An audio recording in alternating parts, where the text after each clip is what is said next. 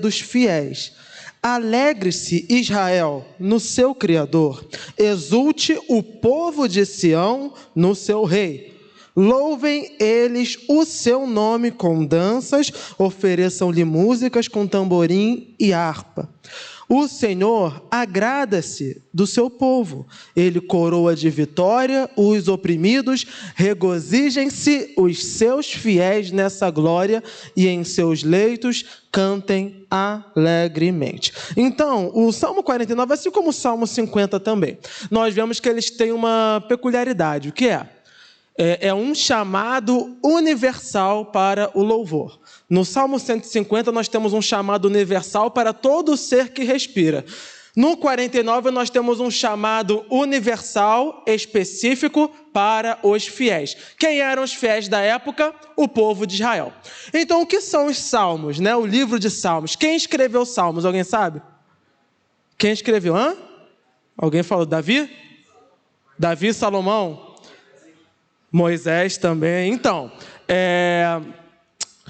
o livro de Salmos, essa coletânea que nós temos, ela nada mais é do que a junção de diversas letras que foram compostas num período de quase 1000 anos de história. Então, de Moisés a Davi, a Salomão, a Asaf e mais uns outros escritores que nós vamos ver que tem aqui. Então, se o livro de Salmo ele é essa coletânea, nós podemos dizer que ele é a playlist do Spotify do judeu. Então, haviam milhares e milhares de compositores, mas qual é a música que o cara ia guardar para estudar as coletâneas que estão aqui?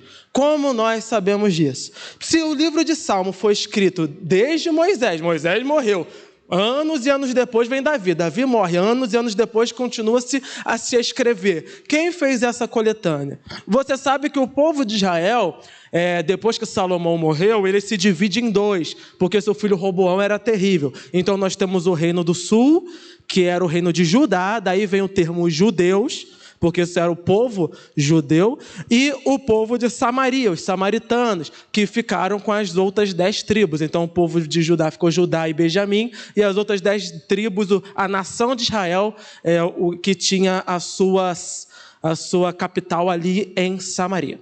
Quando aconteceu essa divisão, o pecado começou a abundar, embora na parte de Judá ainda houvessem bons reis. E muitos atribuem essa coletânea ao rei Ezequias. Porque vai dizer lá em Crônicas e no livro de 2 Reis, que o rei Ezequias ele tinha um amor muito grande por esses escritos antigos. E ele começa a colecionar esses escritos e a armazená-los e a ensinar ao povo.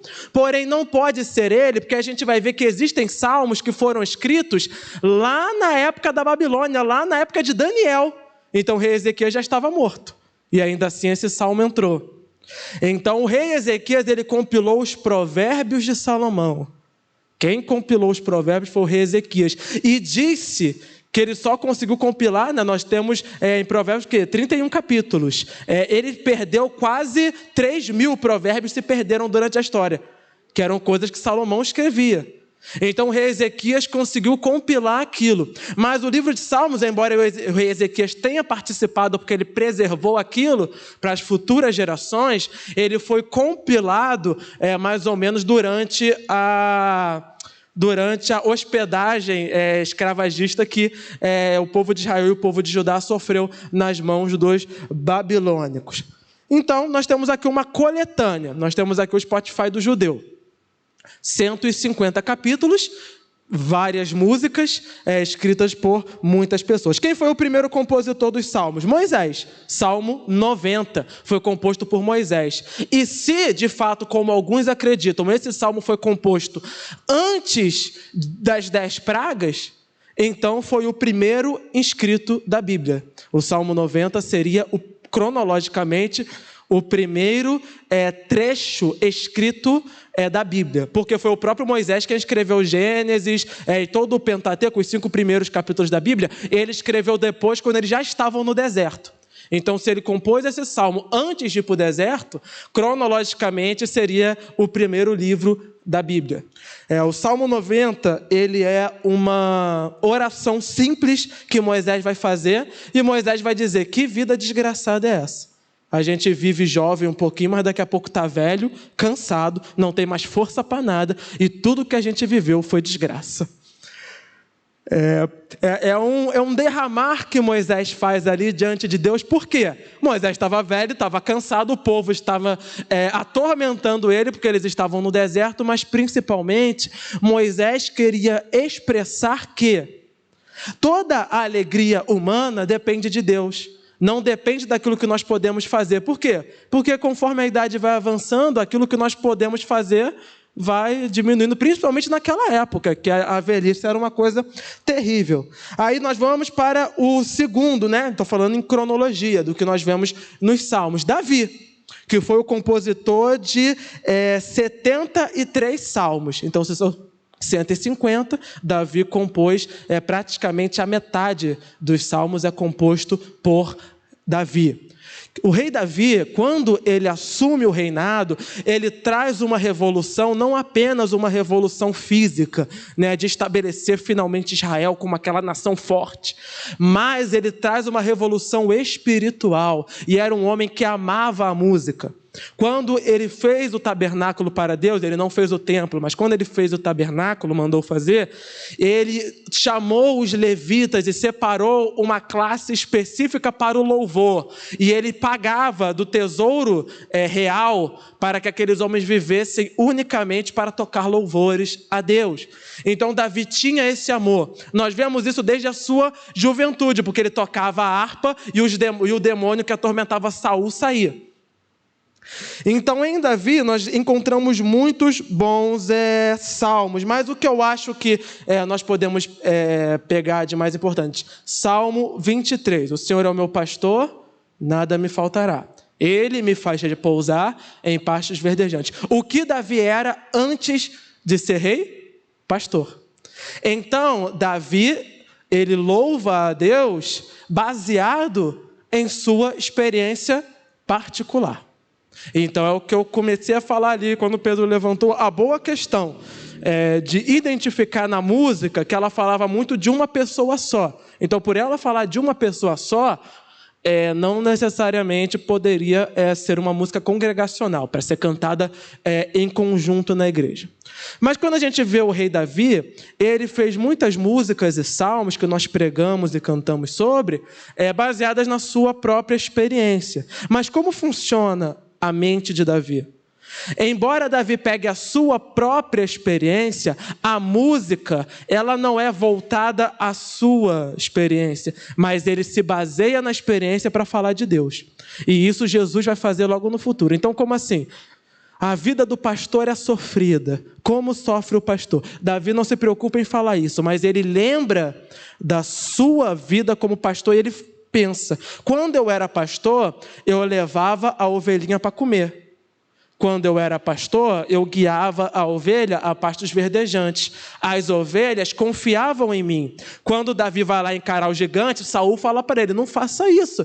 Ele fala: não, quando as ovelhas do meu pai se perderam, eu enfrentei leões e urso para guardá-la.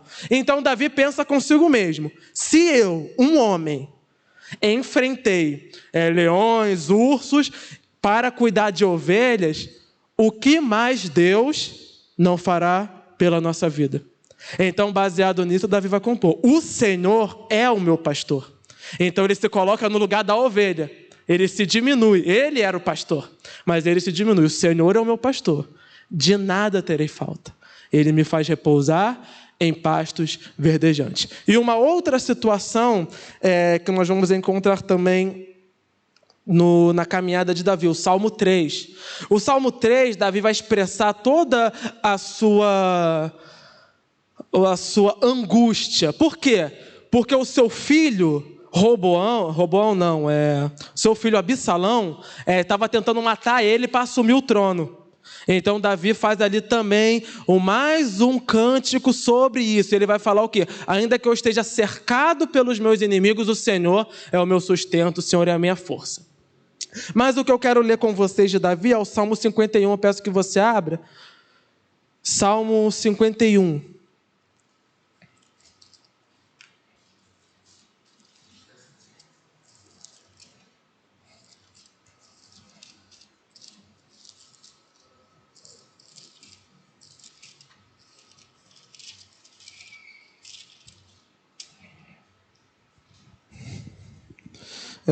Salmo 51, nós vamos ler do 1 ao 4. Alguém se habilita em ler? Misericórdia, ninguém? Alguém se habilita em ler? Júlio? Davi apontou aí para o Júlio. Eu não vou ir até você não, pode vir aqui. Eu sou menos misericordioso que o meu antecessor. Pode vir aqui. Pode ler aqui também, daqui mesmo, se você quiser. Tá? Onde você quiser ler. Lê do 1 ao 4. Eu vou pedir que você leia o texto e tente imaginar em que contexto Davi escreveu esse salmo.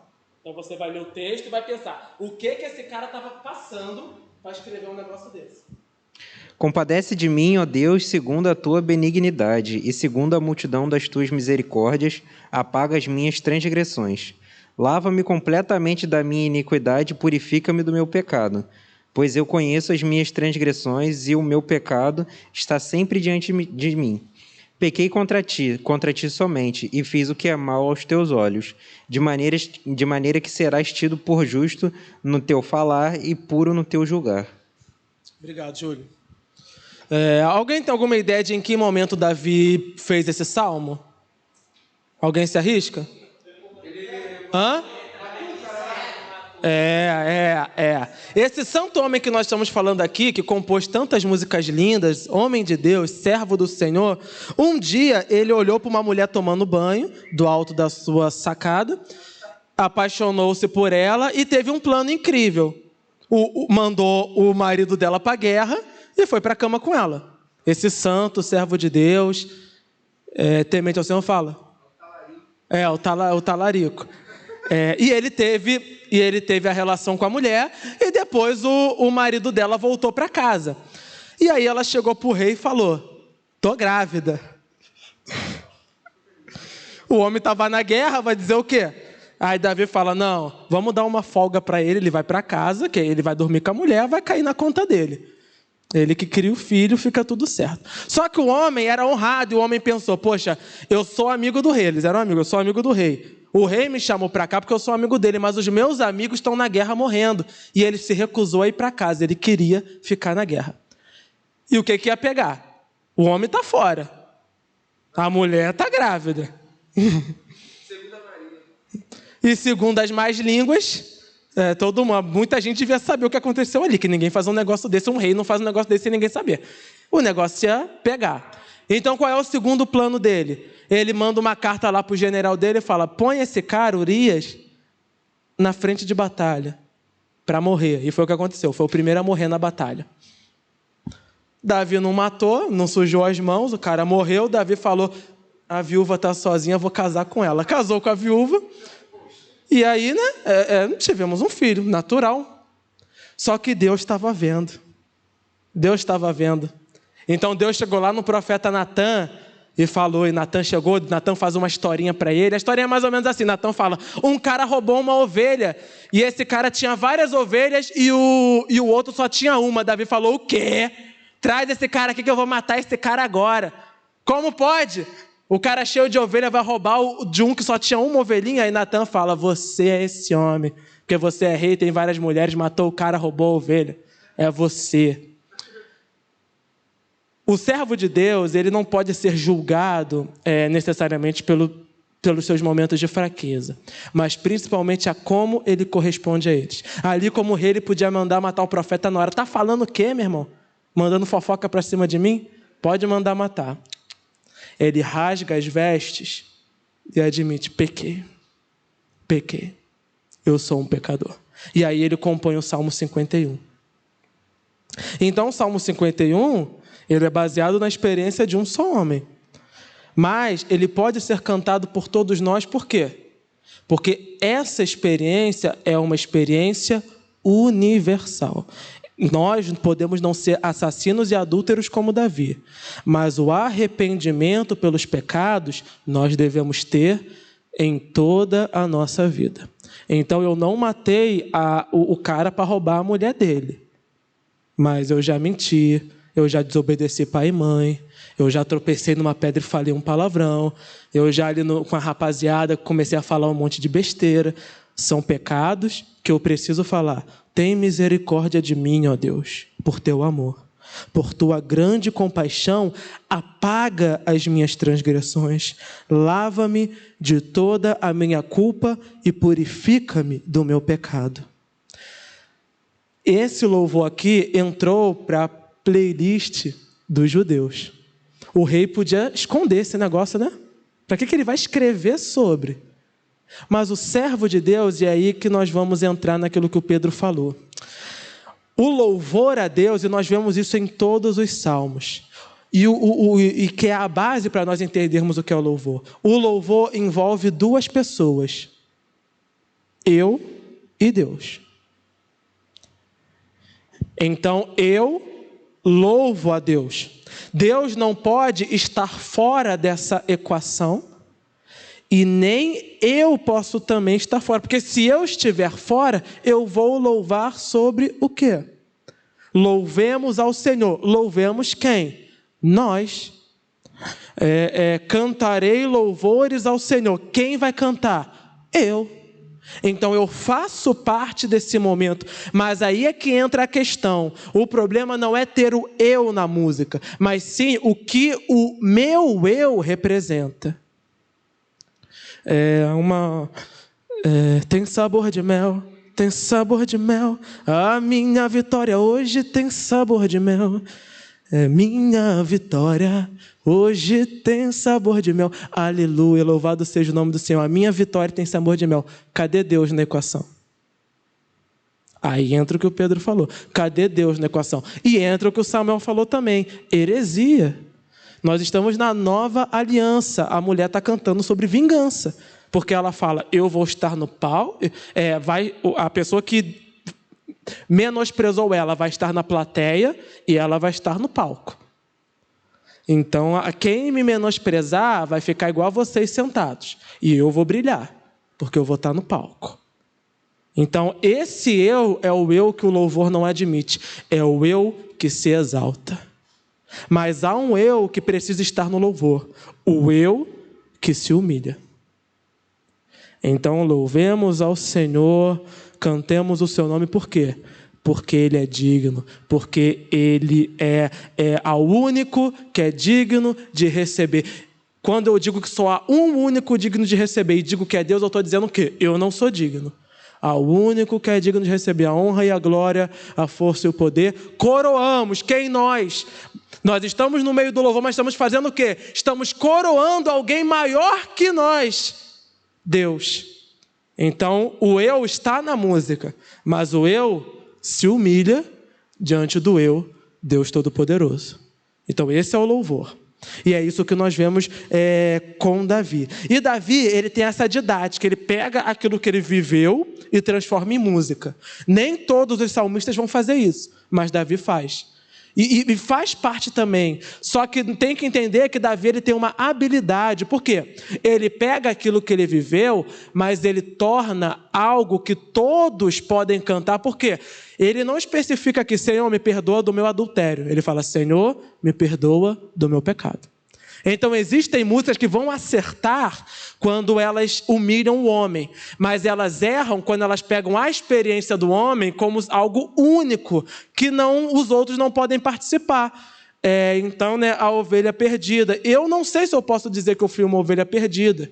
Embora eu tive meus pecados, mas a vida toda eu tive na igreja, não sei o quê. Qual é o padrão? O que eu sou? Eu sou a 99 ou eu sou a ovelha perdida? É uma coisa que talvez eu cantando não possa estar. Ou músicas que talvez vão trazer um nível de sofrimento que talvez eu não tive. Então aí que entra o critério pastoral, a CPI dos louvores junto aos diáconos, que é o pastor junto aos diáconos. Vamos ler letra por letra para ver o que se baseia. Primeiro, é um homem santo de Deus que tem preocupação com os louvores, que muitos caras botam para cantar e pronto. Então, nós temos na igreja um pastor que se importa com os louvores. Louvado seja Deus por isso. E ali, junto com os diáconos, o diácono Amantino está aí de prova, a gente vai ali minuciando, letra por letra, e às vezes é uma coisa chata e cansativa. Mas nós fazemos. Por quê? Porque é para Deus. E vão ter louvores que alguns de nós vão achar lindos. mas que outros não viveram algo parecido e para eles não quer dizer nada. Eu vou utilizar um louvor que nós cantávamos, mas que foi descartado, não porque ele é ruim, mas eu sou humano. Sou humano, não consigo viver, me leva além. Estou sentindo minhas forças indo embora, me precisa renova, meu Senhor vem. Eu não sei se eu passei por um momento que eu possa cantar isso. Mas talvez você passou e cante isso com um fervor tão grande.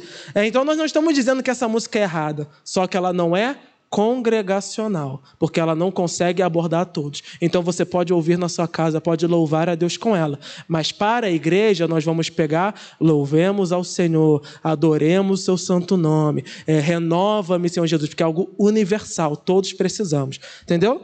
Aí depois vem Salomão, os filhos de Corá, os Esraditas, que são os filhos de Zerá, e Asaf, nos salmos. Salomão, ele, que se saiba, só compôs 2 salmos que estão aqui, o 72 e o 127. Todos são salmos de sabedoria, que era a pegada dele, mas que foram musicados. Os filhos de Corá e os filhos de Zerá eram esse pessoal que eu falei, os levitas que foram separados para cultuar a Deus. Então eles compõem também louvores, né? Da família de Corá nós vamos ter do Salmo 42 até o 87, mas intercalando ali existem alguns salmos que não foram deles.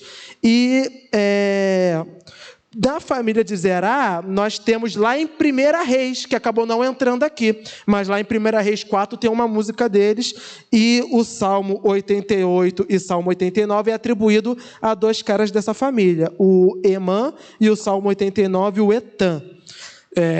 E o levita Asaf, que foi um cara que se destacou.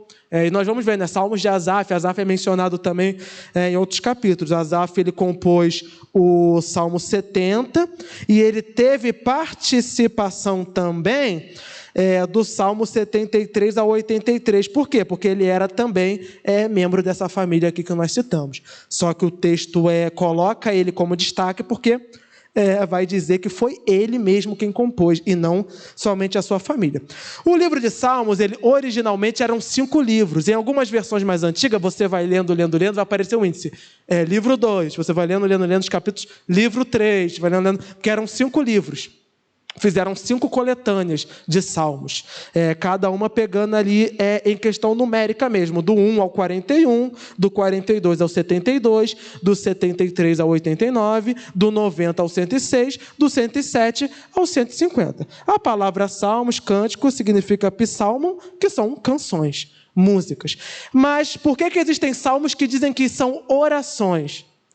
Porque era costume judaico ele orar e fazer uma música baseada na sua própria oração ou na oração de alguém que ele ouviu. Então, eu estou aqui, o diácono Amantino estava aqui orando. Naquela época, teria um levita ali escutando e falando, eita! E ele estava anotando aquela letra daquela oração, e depois ele botava oração de tal pessoa. Mas é uma música, ele musicou aquilo. Então, a gente entende o quê? Que embora hajam vários escritores aqui, esse elemento não muda. Que qual elemento é? A participação humana e a exaltação de Deus. E aí a gente vai começar a entrar aqui nas diferenças que cada salmo traz entre si. Nós temos os salmos de autoria, que são simplesmente o salmo que é Salmo de Davi. Davi está compondo o salmo e ele não vai explicar por que ele está compondo. Ele compôs. E tem os salmos históricos, que é quando o salmista diz o porquê ele está compondo. E Davi é mestre em fazer isso. Ele fala, quando Davi estava sendo perseguido, quando Davi enfrentou o gigante. E há um salmo, agora eu me esqueci de anotar, há um salmo, ele faz um salmo quando ele está indo encarar um bando de gigantes. Talvez fosse a última música dele. E ele para compor uma música para depois ir para a batalha. Então vejam a importância que Davi, em especial, dá para o louvor. O louvor é algo tão importante que eu preciso pensar, e se eu morrer hoje? Se eu morrer hoje, eu preciso louvar a Deus. Sabem quem pôs isso na prática? Jesus. Jesus, quando vai para o Monte das Oliveiras, ele vai cantando louvores a Deus. Então, é uma coisa que precisa estar na minha mente. Se hoje for o último culto da minha vida, como eu louvei a Deus? Eu entreguei a minha alma a Deus no louvor. Eu exaltei a Ele como deveria exaltar. Eu engrandeci a Ele como deveria engrandecer ou não. E nós temos os salmos reais, que são salmos que vão falar especificamente de aspectos da realeza, mas claro, falando da realeza de Deus. Geralmente esses salmos fazem figura a Jesus, porque vai falar o filho de Davi. O pessoal naquela época podia achar que estava se falando de um rei humano, mas nós sabemos que estava falando de Jesus. Então são os salmos que vão trazer essa mensagem, que é o Salmo 2, Salmo 20, Salmo 21, 45 em diante. Salmos de romagem. O que significa isso? Salmo de peregrinação. Hoje alegrei-me quando me disseram: vamos à casa do Senhor. Salmo 133. Do Salmo 120 até o Salmo 134 eram músicas que as pessoas cantavam peregrinando para o templo. Se você participa das quartas-feiras ou não podendo participar, você vai lá no YouTube e assiste a mensagem, deveria assistir, porque é um estudo sobre todo o Evangelho. Nosso pastor falou isso essa quarta. Ele explicou esse conceito aqui dos salmos que eram cantados na peregrinação. Por quê? Vamos imaginar, e Israel é mais ou menos, a nação de Israel é mais ou menos o tamanho do Rio de Janeiro. Só tinha um templo, embora houvessem várias sinagogas, o templo mesmo de adoração a Deus era um só. Então vamos imaginar o cara que mora em Coelho Neto. Ele teria que vir para cá, para o templo, para adorar a Deus. O que ele ia fazer nesse caminho todo? Ele cantava os salmos de romagem. Ele cantava do Salmo 120 até o Salmo 134. Foram salmos, e a maioria deles também compostos por Davi. O mais conhecido deles hoje alegrei-me quando me disseram: vamos à casa do Senhor. Por quê? Está tendo a procissão lá, o pessoal está indo para o templo. E está passando pelas casas. Aí a pessoa não vai sozinha, porque é uma viagem muito longa, tem que andar de noite. Então ele espera a galera vir, e ele vai junto com a galera. Hoje alegrei-me quando me disseram. Por quê? O pessoal se juntou e falou: vamos lá para o templo? Vamos à casa do Senhor. Então eles vão cantando isso. Que desgraça, meu pé está morrendo, meu pé está aqui estrupiado. Hoje alegrei-me quando me disseram: vamos à casa do Senhor. É uma alegria, mas tem que andar daqui como se fosse a Coelho Neto. Coelho Neto, como se andasse daqui até o centro da cidade, 4 dias de viagem. Hoje alegrei-me quando me disseram: vamos à casa do Senhor. Então, por que o louvor é visto pelo judeu de forma tão importante? Porque o judeu vê que tudo na sua vida, o judeu santo, claro, ele vê que tudo na sua vida precisa se voltar para a glória de Deus. Então, se ele está lá caminhando no sofrimento, é uma alegria, porque ele vai louvar a Deus. Então, o nosso louvor hoje, ele não pode ser baseado naquilo que eu posso ganhar. Ele tem que ser baseado na alegria de servir a um Deus Todo-Poderoso. Daí entra a música que colocou aqui. A expectativa e a alegria do homem de se entregar na presença do Senhor. Salmo de sapiência. Alguém sabe o que significa sapiência? Hã? Como é que sabe? Boa, de homo sapiens, sabedoria. Sabedoria, inteligência. São salmos voltados a provérbios, ensinamentos. E aí entram alguns escritos de Salomão. O Salmo 1 é um. Aquele que... Fala o Salmo 1. Legal agora.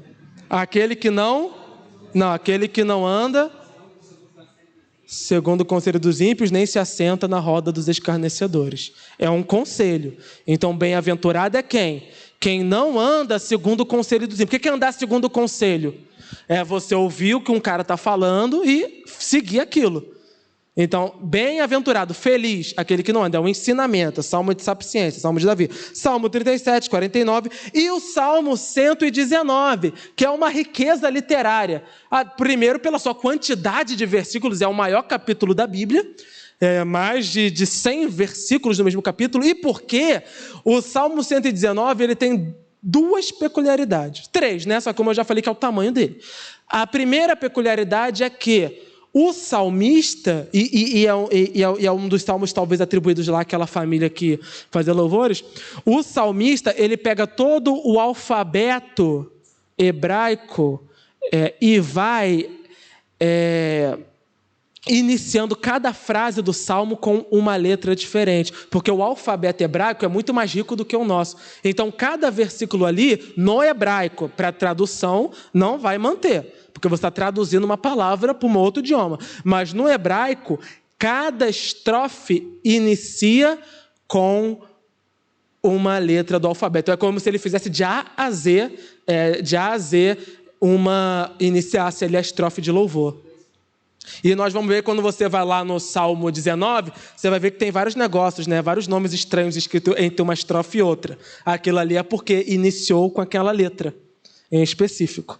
E é um salmo que ele exalta unicamente a palavra de Deus. Ele vai dizer o quão importante é o servo de Deus ouvir a palavra e seguir, né? Salmo 119 e 105. Lâmpada para os meus pés e luz para os meus caminhos. Então eles cantavam em exaltação a palavra de Deus. Hoje se vê poucos louvores assim, mas tinham alguns antigos, né?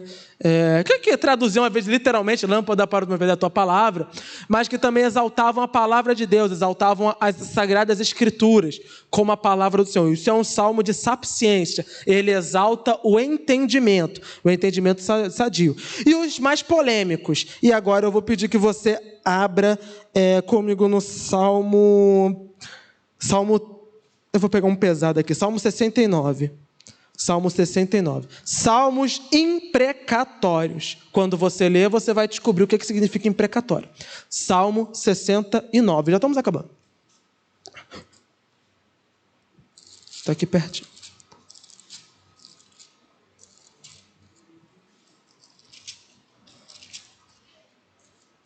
Salmo 69. Esse aqui eu vou ler.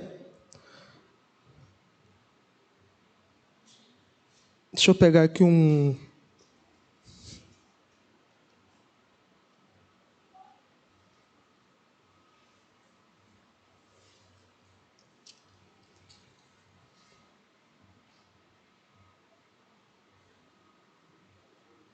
Aqui. Eu vou pegar do versículo 24 ao 28. E você vai ver o que significa salmo imprecatório. Salmo 24 ao 28. Despeja sobre eles a tua ira, que o teu furor ardente os alcance. Fique deserto o lugar deles. Não haja ninguém que habite nas suas tendas, pois perseguem aqueles que tu feres e comentam a dor daqueles a quem castigas. Acrescenta-lhes pecado sobre pecado. Não os deixes alcançar a tua justiça. Sejam eles tirados do livro da vida e não sejam incluídos no rol dos justos. Então o salmista está pregando: Senhor, manda essa raça para o fogo do inferno.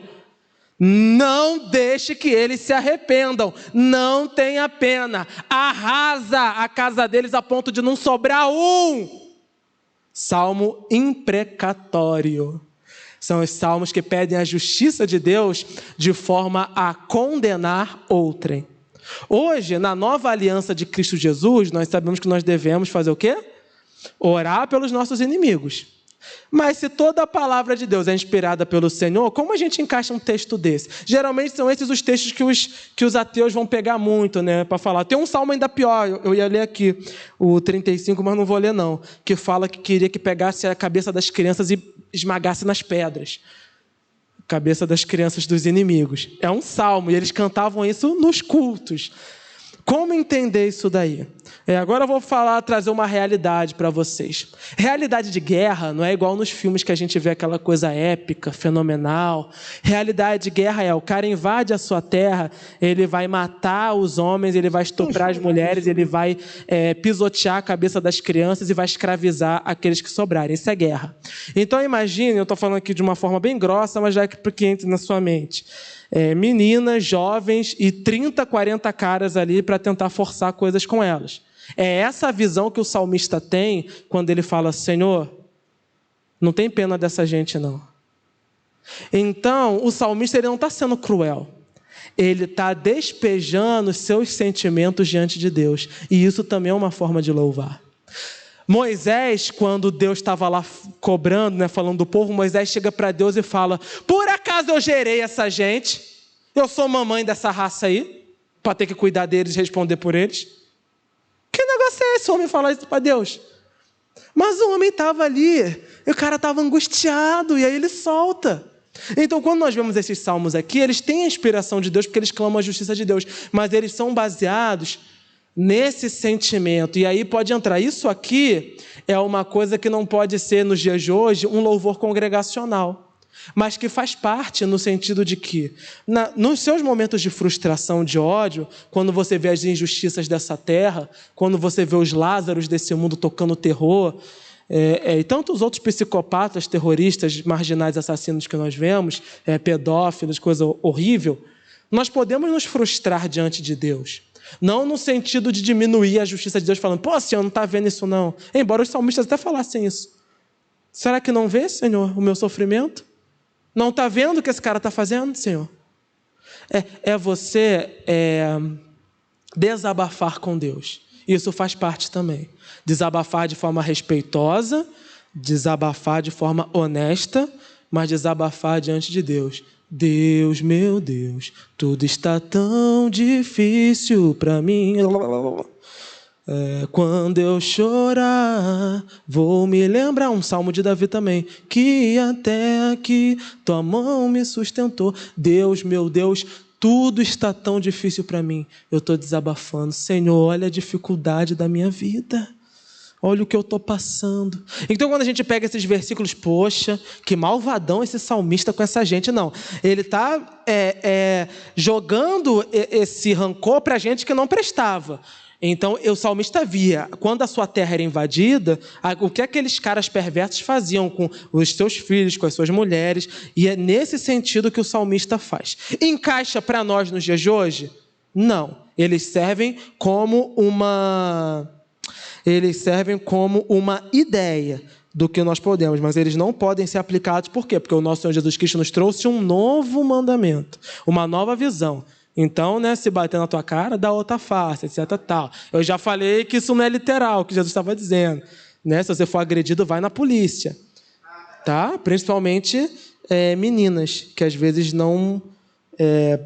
sofrem em silêncio. Não façam isso. Salmos de lamento, que são os salmos que falam da aflição. Salmo 12, Salmo 51, que nós acabamos de ler, Salmo 39, Salmo 50, etc. É o único salmo em que nós vemos a presença de todos os escritores. Todos eles, pelo menos, escreveram um salmo de lamento. Porque é isso. Você colocar, pelo que eles se lamentavam? Senhor, eu queria tanto um cavalinho novo, eu só tenho um jumentinho velho. Não. Hoje nós nos lamentamos e as nossas músicas se lamentam por muita idiotice e estupideza. Eles se lamentavam porque eles não viam justiça na terra. Vão ouvir salmos que vão dizer, Senhor, os juízes da terra são terríveis. Por que eles se lamentavam, o salmista? Porque o salmista via o governo, via os juízes, via os reis, todos ímpios. Ele se lamentava por isso. Ele se lamentava pelos enfermos. Ele se lamentava pelos pobres que ninguém dava nada. Eles se lamentavam por isso. Então nós podemos também trazer lamentos nos nossos louvores, trazer nosso sofrimento por louvor. Nós podemos fazer isso, mas não sofrimento por besteira, por bobagem, igual o povo está fazendo aí. Um sofrimento real, baseado em algo real. E, para nós encerrarmos, os salmos de louvor e adoração, que são a maioria. Salmo 8, 24, o 29, 33, 47, 48, etc. Que são os salmos que também vão se encaixar aqui, o Salmo 49 e o Salmo 51. Simplesmente louvam a Deus pelos seus atributos. Por que eu vou louvar a Deus? Vou louvar porque Deus é santo. Tu és santo, pois és santo de todo louvor. O que a música vai falar? Tu és o Senhor, Rei dos reis, o Senhor das leis, és Emanuel, o grande eu sou, príncipe da paz. É um salmo de louvor e adoração. Não fala mais nada a não ser dos atributos de Deus. São a maioria dos salmos da Bíblia, precisam ser a maioria dos nossos louvores. Falar dos atributos de Deus. Eu vou louvar sobre o quê? Eu vou louvar porque Deus é misericordioso. Eu vou falar da misericórdia dele. Eu vou dizer, foi cantado aqui, eu vou dizer que não há Deus maior, não há Deus melhor. Por quê? Porque Ele criou todas as coisas. É um louvor em adoração a Deus. Eu vou dizer que Ele é o único que é digno de receber toda a honra, toda a glória, todo louvor. Eu vou juntar a igreja e vou cantar: louvemos ao Senhor, adoremos no seu santo monte, o nosso amado Pai, seu nome é santo. Então, qual é a principal base do louvor? A pessoa de Deus. Então, ainda que eu expresse o meu sentimento, eu preciso trazer na música o que a pessoa de Deus representa dentro desse meu sofrimento. Senhor, eu sou um pecador, mas Tu és um Deus de justiça e misericórdia. Senhor, eu estou sofrendo, mas eu sei que o Senhor me traz paz e alegria. Senhor, eu estou enfermo, mas eu sei que Tu és a cura e não há outro igual a Ti. Então, esses são os padrões de louvor. Esses são um estudo básico sobre os salmos. Claro, se a gente quisesse fazer um estudo amplo, precisaríamos de dias e dias para pegar cada salmo e bater ali, também pegar a vida dos salmistas e etc. Mas o que a gente pode tirar de tudo isso, só voltando um pouquinho no início, um salmo que começou a ser escrito desde o início da história de Israel. O reino de Israel é totalmente devastado, porque os babilônicos invadem. Mas lá, quando o povo estava escravizado, eles compilam isso de novo. Esses salmos aqui vão depois da reconstrução de Israel até a época de Jesus. Depois de Jesus, os romanos invadem e destroem 2 vezes toda aquela região. Depois dos romanos vem a era medieval. Depois da era medieval, a era vitoriana. Depois da era vitoriana, a era republicana. E hoje nós estamos nos tempos atuais. É claro que eu pulei muitas eras aí dentro desse contexto todo. Mas o que eu estou querendo te dizer? Esses louvores aqui são tão ricos e tão ricos que eles só estão na nossa mão até hoje porque Deus gosta muito deles. Porque muitos e muitos se perderam, mas esses aqui se mantiveram. Deus gosta muito desses louvores. Então, quando você quiser cantar um louvor, abre no Salmo, estuda Salmo e pega o louvor que você está cantando hoje. Encaixa aqui. Será que Davi cantaria essa música? Salomão, nos seus bons momentos, claro, depois Salomão se perde. Salomão, nos seus bons momentos, cantaria essa música? E aqui uma responsabilidade para nós, servos do Senhor hoje. E aqui eu encerro. A partir de que momento parou de entrar música nova? Depois do reinado de Salomão, nós não vemos músicas que vieram depois. Uma só. O único salmo que nós temos na Bíblia, que é datado, pode ter algum ali que acabou errando, mas que é datado, é o Salmo 137, porque fala especificamente que eles estão na Babilônia. Tirando esse salmo, nós não temos nenhuma outra música que foi guardada. Quem são os principais responsáveis? Óbvio, com todo o aval de Deus e toda a graça de Deus. Davi e Salomão. Davi deu o exemplo, Salomão continuou. Só que Salomão, no meio do caminho, se perdeu. Quando Salomão se perdeu, acabou o exemplo. Vamos olhar para a nossa vida? Como eram os louvores no tempo da harpa? Como eram os louvores na época dos nossos pais? Como são os louvores hoje? E como serão para as futuras gerações?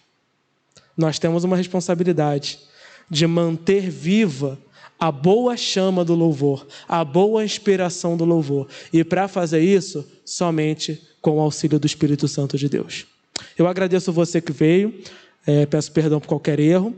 E vamos nos colocar de pé agora. Vamos encerrar o nosso culto, lembrando novamente que após o culto, quem quiser ir que os adolescentes que já deram no domingo não precisam dar o nome de novo, mas aqueles adolescentes que talvez não estivessem na aula do Pedro, ou hoje, que estejam aqui, junta aqui com a gente rapidinho, eu e o Pedro, a gente vai juntar com vocês e falar, tá bom? E os jovens, principalmente, respeito às datas e à ordem de chegada, tá legal? Vamos orar a Deus. Santo Deus, nós te agradecemos, Senhor. Te agradecemos, ó Deus, porque Tu é a razão perfeita do nosso louvor. Senhor, nós não precisamos de razão para Te louvar. Somente a Tua pessoa já é digno de louvor. Eu não preciso, ó Deus, ser abençoado. Basta unicamente eu declarar a Tua misericórdia, pois Tu és um Deus de misericórdia. Tu és o motivo da minha canção, Senhor, e não há outro. Faz arder dos nossos corações, Senhor, uma vontade, ó Deus, quase que inabalável, Senhor, de louvar o Teu nome, como foi testemunhado aqui ainda nos momentos de dor e sofrimento.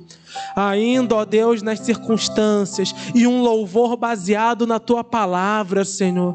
Tira do nosso meio o louvor que é baseado somente no homem, ó Pai. Tira do nosso meio, Senhor, todo egoísmo, toda a prepotência de cantarmos, ó Deus, músicas vazias que exaltam somente a nós mesmos. Diminua-nos, ó Deus, que nós possamos, como o maior dos profetas, João Batista disse, que possamos diminuir cada vez mais para que o Teu nome cresça. Que no momento dos nossos louvores Teu nome seja exaltado.